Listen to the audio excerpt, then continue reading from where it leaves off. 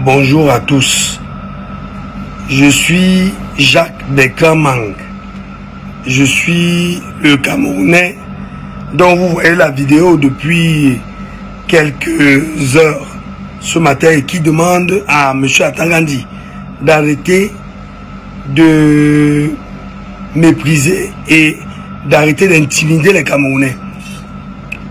J'ai reçu beaucoup d'appels de la part de mes amis, de la part de mes frères, de mes sœurs, ainsi de suite. J'aimerais vous dire ceci. Je n'ai pas peur de l'administration de M. Paul Biya. Pourquoi?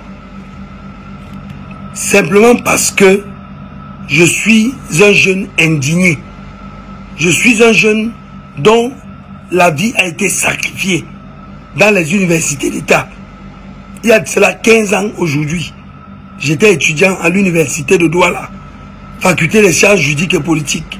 Après avoir été major successivement en première, deuxième et troisième année, j'ai été chassé de l'université de Douala sans que on ne puisse même me servir une décision de renvoi, encore moins une décision de conseil de discipline.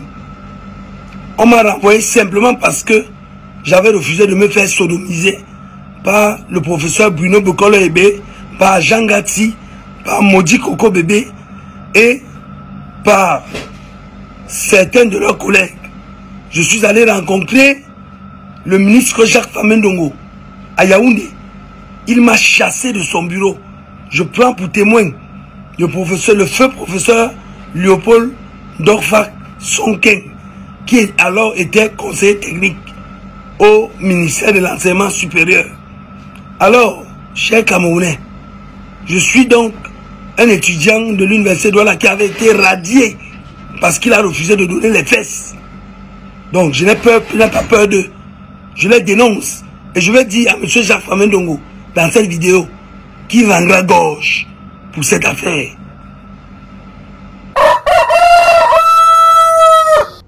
Mesdames, Messieurs, chers compatriotes et toutes celles de ceux qui me font l'honneur de suivre les actions de SOS Cameroun Solidarité ici par ma voix et du CCT, le Conseil Camerounais de Transition, je vous dirai jamais assez merci pour ce que vous nous apportez au quotidien. Sans vous, nous ne sommes rien et nous ne serons jamais rien. C'est pour cela que je ne manque aucune occasion, ici comme ailleurs, pour vous renouveler nos remerciements. Merci à toutes et merci à tous. Mes chers compatriotes, aujourd'hui même, est un nouveau jour. J'invite donc toutes celles et ceux, comme moi d'ailleurs, qui ont eu la grâce d'un tisama de voir le jour. Je vous invite à glorifier Dieu et à célébrer la vie. Sans lui, sans le souffle de vie, sans la vie, sans la santé, tu ne serais pas là aujourd'hui. Alors, disons-lui merci. Glorifions Tisama et célébrons la vie. Chacun d'entre nous. Appelez-le comme vous voulez, donnez-lui le nom que vous voulez. Zamba, Zambe, Zama, Tatabe, c'est Loba, God, Job, Nini, Zambe, pour mes frères congolais. Glorifiez-le et célébrez la vie. Mes chers compatriotes, avant de partager avec vous ce propos de ce jour, je voudrais avoir une pensée pour une jeune fille gendarme qui a été tuée à Garoua. Pour des raisons que j'ignore ici. Je ne veux donc pas que certains instrumentalisent cet assassinat odieux qui est organisé par des horribles personnes et qui n'est pas nouveau. On trouve des crimes comme ça partout à Douala. Malheureusement, c'est un problème de sécurité. L'un des problèmes que depuis 23 ans, depuis 20 ans, depuis 15 ans, depuis 43 ans, n'a pas été régulé dans notre pays, résoudre le problème de l'insécurité. Les femmes sont violées, les hommes sont violés, abusés, tués, assassinés, même les morts sont violentés. On tue des gens à tout va, c'est devenu normal de tuer des gens n'importe comment dans notre pays, au Cameroun, alors que nous avons les militaires les plus formés partout dans le monde entier, les gendarmes, les policiers. Les services de renseignement, nous disons compétents, bien que nous soyons protégés aujourd'hui, informés par les autres services étrangers, les puissances étrangères. Je voudrais avoir une pensée profonde pour elle. Je voudrais aussi avoir une pensée profonde pour un jeune garçon que vous voyez là, qui a été tué également Comme ça, pour les mêmes raisons, nous dit-on. Pourquoi est-ce que nous nous entretuons? Tu poses la question à quelqu'un de pourquoi tu tues l'autre. Le président Paul Biya disait toujours, quand il était encore président, lucide, nous passerons tous, mais le Cameroun restera. C'est ce que le président nous a toujours dit. Pourquoi tuer l'autre, sachant que tu es le passage? Je ne comprends pas. Alors, je voudrais avoir une pensée pour ces enfants qui sont morts, comme je vous le disais. Chaque grand événement, qu'il soit politique, qu'il soit de tout autre ordre, faites attention parce qu'à la fin, que ce soit un événement heureux ou malheureux, dès que les gens sont regroupés quelque part, il y a risque de mort. Toujours. Parce que le diable n'est pas loin. Alors mes condoléances à toutes celles et ceux qui nous ont quittés ces derniers 72 et 48 heures. Mes chers compatriotes, l'introduction que vous avez suivie est le cri d'un Camerounais qui vient conforter ce que reconforter nos positions depuis 3 décennies. À l'époque, certains avaient honte, mais ils avaient surtout peur de venir dire des choses comme ça parce qu'ils avaient peur de ce qui arrivera par la suite à eux-mêmes ou à leurs parents. Mais je veux saluer le courage de ce jeune garçon qui raconte là ce qu'il a vécu quand il était à l'université. Est-il le premier? Non. Est-il le dernier? Non plus. Souvenez-vous qu'il y a un certain Roméo Dika qui avait voulu partager avec nous ce qui lui avait été proposé par Grégoire Ouna. Grégoire Ouna avait proposé à ce garçon de le sodomiser pour qu'il puisse être payé de l'argent que lui devait en ce moment-là l'État du Cameroun. Il a refusé. Il a complètement refusé. Roméo Dika. Est-ce que Roméo Dika est le premier? Non. Souvenez-vous que le philosophe Mononjana, je pense, sur un plateau télé, il avait dit qu'il a refusé l'initiation. C'est pour ça qu'il est resté comme il était là et que son papa lui avait interdit ces choses-là. Vous voyez donc qu'il y a des parents à 70 ans qui deviennent des sodomifiants en plein jour. Des parents, 70 ans, 80, qui portent des couches. Je dis, les quelques catégories de personnes qui portent des couches dans notre société sont des enfants à la naissance parce qu'ils ne savent plus, ils n'ont pas encore cette capacité à se retenir avant d'aller faire pipi ou toute autre chose. Il y a la femme pour la régulation de son corps. Il y a des personnes âgées qui sont malades. Certaines personnes âgées donc, qui sont là, qui vivent l'incontinence régulièrement. Mais il y a donc une énième catégorie, les sodomifiants people, dans mon pays, le Cameroun. On les retrouve dans le gouvernement camerounais. Parce que ils ont officialisé le sodomifiant, les dépravations sexuelles. C'est devenu un mode de vie. C'est devenu l'ascension sociale. Le président de la République condamne ça. Dénonce ça. Notre code pénal condamne ça.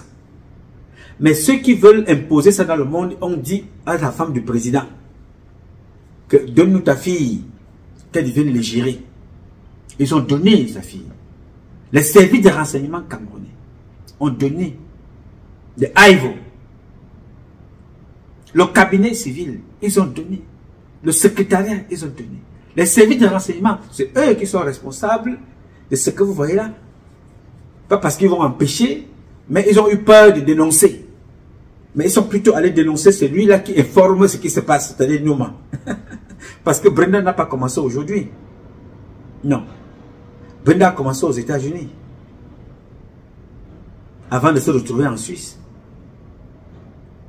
Alors quand j'informe le président de la République par une note, et j'envoie la vidéo que j'avais ramenée là-bas.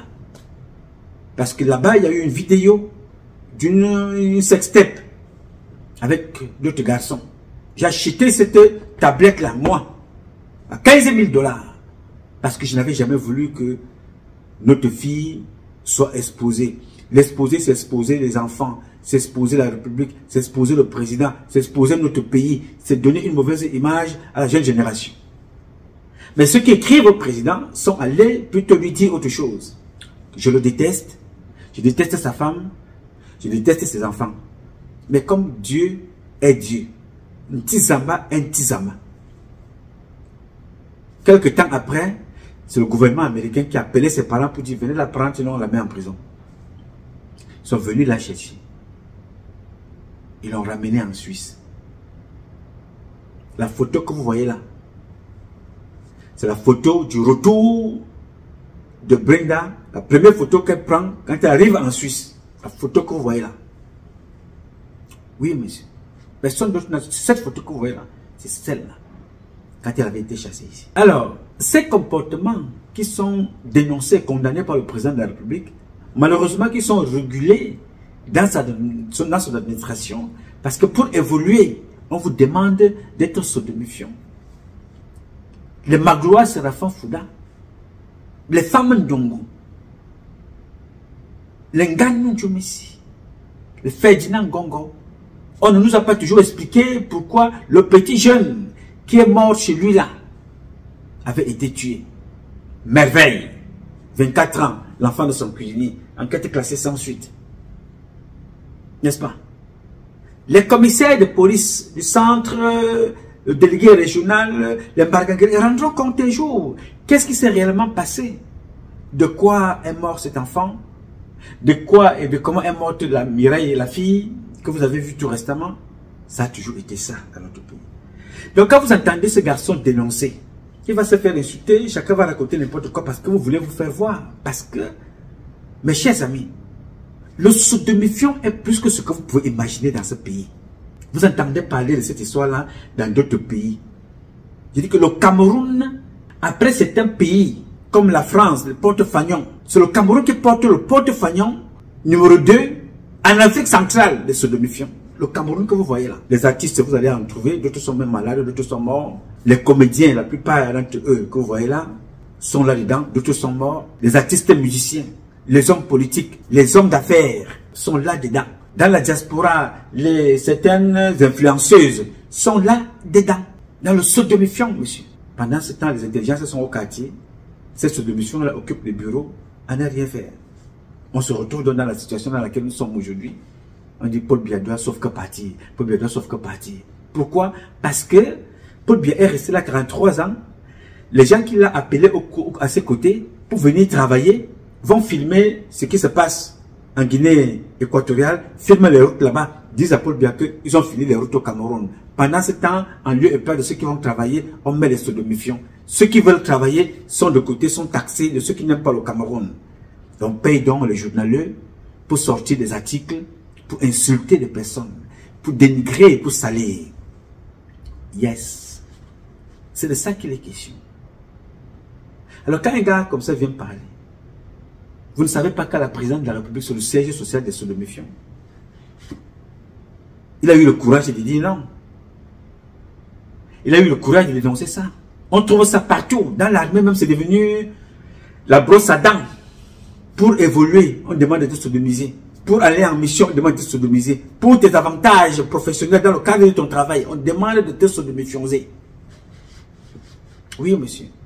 Et on dit à la fille du président, va dans le Parisien, demande que tu milites pour que ton père légalise. Voilà une fille qui ne dit pas, je milite pour que mon père donne des forages partout dans le Cameroun, permettre aux Camerounaises et aux Camerounais d'avoir de l'eau. J'ai créé moi-même une association pour l'eau pour chaque Camerounais. L'eau seulement, ne prend pas autre chose. Ne dis pas le ndolé, ne dis pas la nourriture, ne dis pas l'orinon. Dis, j'ai créé une fondation, l'eau pour tous. Moi, Brenda. Non, on ne va pas laisser à cet enfant le temps de réfléchir comme ça. Il faut qu'on l'amène toujours à réfléchir comme une malade mentale, comme une dépravée sexuelle, une alcoolique, une droguée. Parce que ça arrange ceux qui sont autour du président. Là, vous les voyez, ils sont en train de s'activer. faire ce qu'ils savent faire, voler les élections pour dire au président que non, tu as été élu. Qui t'a permis d'être élu? Non, le gouverneur de Grand Nord. Vraiment, non, monsieur le président, la sécurité a été faite, le vote s'est bien passé. Est-ce que le président ira poser la question au peuple? Est-ce que c'était ça? Non. Mais je vous dis, faites attention les gars. À force de voler,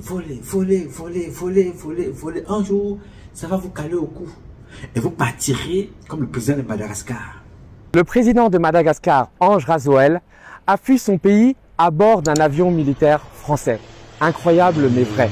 Confronté à un soulèvement de sa jeunesse, de la jeunesse malagasse, de la Gen Z, et à une tentative de coup d'État de la part de l'armée, le président de Madagascar, Ange Razoel, a dû trouver son salut en s'évadant de son pays et il a fait appel à qui? À l'ancien colonisateur Emmanuel Macron, avec qui il a fait un deal. Alors normalement un deal qui aurait dû rester secret puisque hier, dimanche 12 octobre, Ange Razoel a pris discrètement un hélicoptère qui est parti de la capitale, Antananarive, pour aller sur l'île de Sainte-Marie, à l'est de Madagascar, où l'attendait un avion militaire français basé à La Réunion qui l'a emmené à Saint-Denis de la Réunion.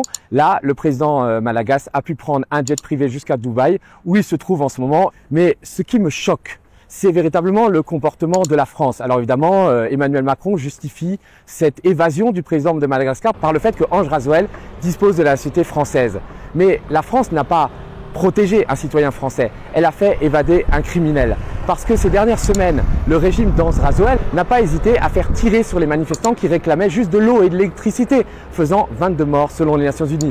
Il n'y a pas plus tard que 2 jours, je me trouvais au lac Anus pour couvrir les manifestations de la Gen Z et j'ai vu la gendarmerie tirer à balles réelles sur les manifestants. Et ce qui est fort de café, c'est qu'avec nos impôts, Emmanuel Macron décide non pas d'aller sauver les Français kidnappés en Israël, mais affrète un avion militaire pour aller sauver un dictateur corrompu et sanguinaire, qui d'ailleurs, pour s'obtenir un sauf-conduit vers l'exil, a menacé de révéler des financements occultes qu'il aurait distribués à des proches de Nicolas Sarkozy. Et ce qu'Emmanuel Macron a fait, ce n'est pas seulement abaisser l'image de la France à l'international, notamment en Afrique et à Madagascar, en faisant évader Ange Razoel, c'est cracher sur la mémoire des 22 manifestants qui sont morts, en se dressant pour la liberté et en faisant face à la machine de mort d'Ange Razoel. Il faudra que le responsable français de cette évasion illégale rende compte devant les juridictions internationales. Oui, il est parti. La France est allée le chercher. Est-ce qu'il a appris quelque chose? Non, non, non, non, il n'a pas appris. Il est parti exactement, il a pris le même chemin, pas point virgule, pas virgule. Même chemin, Blaise Compaoré. Le même. Il a fait son petit cinéma, on a envoyé l'avion pour lui, on l'a exfiltré, il est parti. La même chose. Mais nous parlons ici tous les jours. Il dit, bon voilà, ces Africains-là, nous aux États-Unis, il raconte sa vie, il est là-bas, il ne risque rien, vous l'écoutez, Nouma, non, n'écoutez pas ce qu'il dit. Ok, très bien. Les Malgaches lui ont dit que bon, un moto, au bin n'est petit c'est dans la bande, n'est pour la belle et mon. Il a donc vu le Nunjo. Maintenant, il est en fuite quelque part caché. Le président malgache que vous voyez là. Avant lui, Ali Bongo est parti comme ça, passant par la case de prison avec sa famille.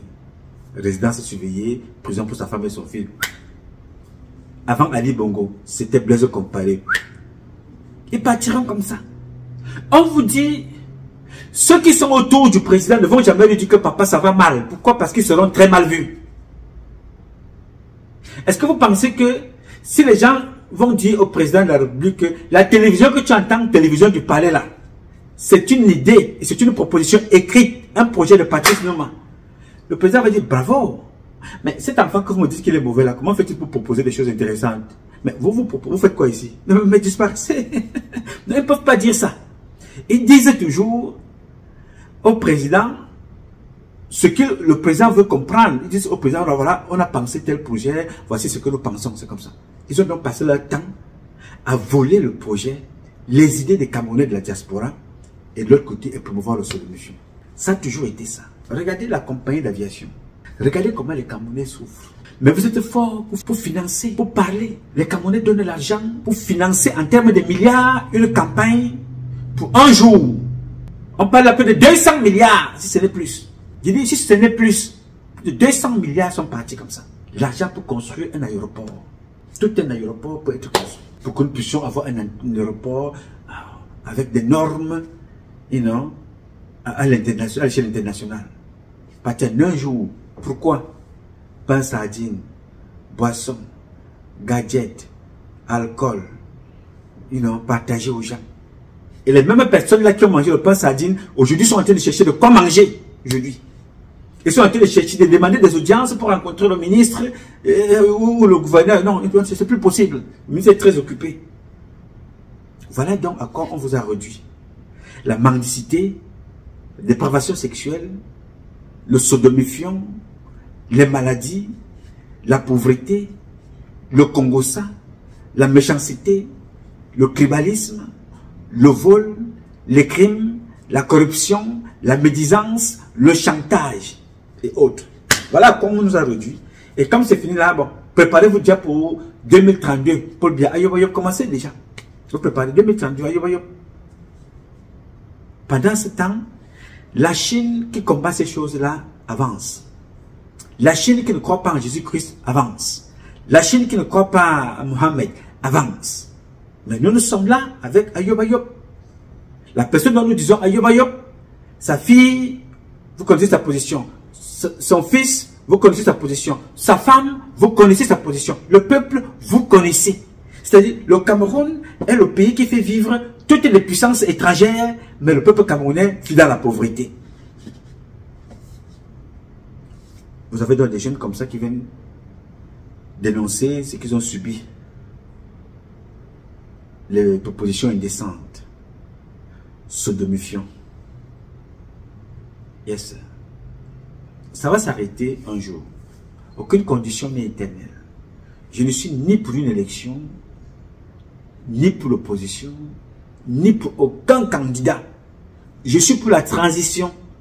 Et j'insiste toujours à dire aux gens qui sont autour du président, quel que soit ce que vous allez faire là, ça va se retourner contre vous et c'est vous les perdants. Il n'y a rien à faire. Mais il y a une porte de sortie que je vous ai encore donnée. C'est quel que soit ce que vous allez faire là, ça sera très mal vu. Biya gagne, c'est des problèmes parce qu'il a volé. Biya perd, c'est des problèmes parce que de l'autre côté, ceux qui ont malhonnêtement volé, abusé le peuple, ne vont pas accepter perdre les biens qui sont malhonnêtement acquis parce qu'ils sont sûrs et convaincus qu'ils vont passer par la case prison. Ils vont donc créer le chaos. Mais dans les deux cas, il y a toujours une porte de sortie. Il suffit seulement de suivre de quoi est-ce qu'il est question.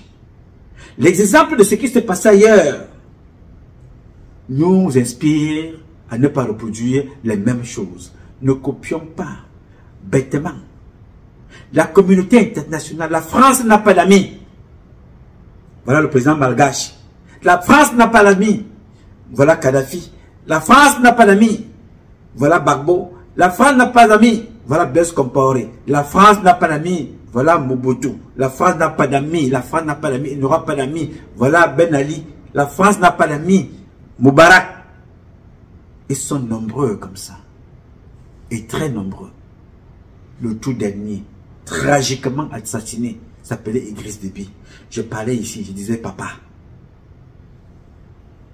attention, ils ont pris sa vie. Je dis encore, Paul Biya, que ce soit un arrangement avec Issa Chiroma, ça a été mal dealé. Que ce soit la volonté d'Issa Chiroma, toi-même tu as vu la trahison. Que ce soit... Je dis la trahison parce que tu ne peux pas être avec quelqu'un pendant 20 ans. Vous venez de vous saluer, vous venez de parler, vous êtes dans le gouvernement et après, du jour au lendemain, tu dis que non, papa. Non, bon, moi je m'en vais, hein, dans 3 jours là, je suis pas à temps. Et toi, tu deviens le meilleur opposant. Il dit non, attention, non.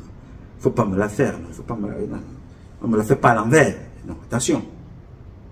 C'est-à-dire que tu as été le porte-parole à justifier tout ce que Biya fait comme mal. Tout ce qui se passe comme mal dans le gouvernement. Jamais rien n'a été condamné. Je n'ai jamais vu Issa Chiroma sortir, il dit voilà, les crimes qui ont été commis à Mimboman, les enfants qui sont victimes de telles choses, la femme qui a été, je condamne ça. Non, jamais. Il fallait toujours justifier, protéger. Aucun ministre n'a été condamné et assumé sa position. Même Ahmad tout le monde a été condamné pour abus et ainsi de suite par les artistes.